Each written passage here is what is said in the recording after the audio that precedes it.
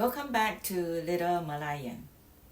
I would like to thank everyone for watching my previous video where I share how I have changed after living here in Japan for over 30 years. I truly appreciate all the subscription too. Thank you very much. This video is the second part of the previous video, and I hope you enjoy watching it. Today, let's take a stroll at a nearby park, famous for its roses, which are in full bloom now. Please subscribe and support my channel if you enjoy the content.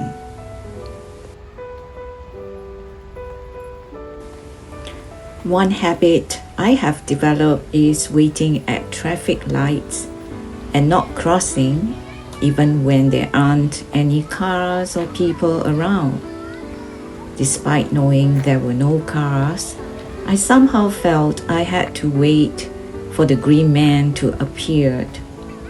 In my country, I would just probably walk away from the traffic lights on not busy roads and cross wherever I like.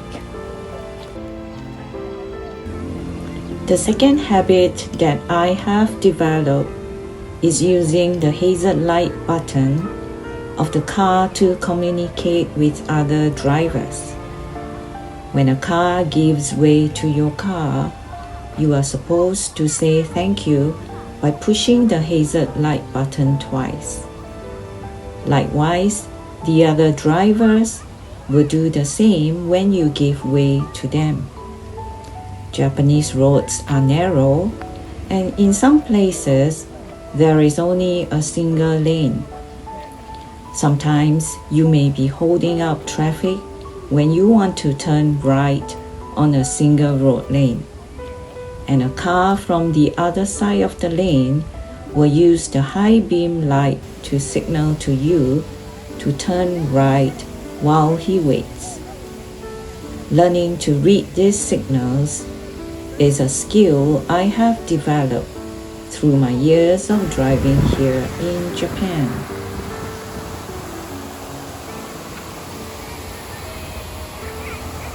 The third change in me is to bring something when I visit someone's house. In Japan, people typically bring something to eat together, or in some cases, they bring something to share, and additionally something else, especially to thank you for hosting the party. It is not the norm to go to someone's house empty-handed, and I found myself bringing something when I visit a relative or friend's house in Singapore too. The next change in me is looking at the time before calling someone.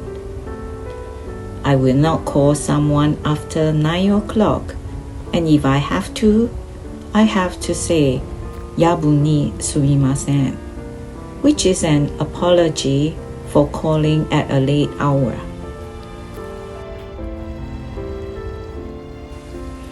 I have also become accustomed to cleaning garbage station and parks in my area. When I first moved into a house here in Kobe, the sub-leader of the residents community, known as the Hancho, visited my house with a broom and a bucket and told me it was my turn to clean up the station after the garbage truck had picked up the garbage for that week. I was shocked. Coming from Singapore, where we have workers to do the cleaning, I didn't understand why I had to do it. But it wasn't so hard after all, because the neighbors here follow the rules when taking out the garbage, and there wasn't much cleaning to do. I use the word "mottainai" often after living here for a long time. It is the Japanese expression for reducing waste. Don't waste food, don't throw away something that can still be used, and don't waste your abilities and time.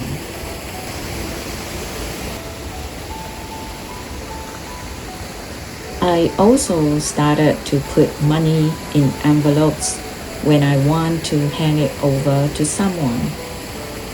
This custom applies to various situations, such as giving gifts, paying bills, or offering condolences. It is to show discretion and respect to the recipient. For special occasions like wedding, I use a specially designed envelope called a shugi bukuro. And for funerals, I use a koden bukuro. These are some of the changes I noticed after living in Japan for many years. Are they good changes or bad ones? I'm just following the tide of change, and I think life is good if you adapt and maintain your mindset. Thank you for watching.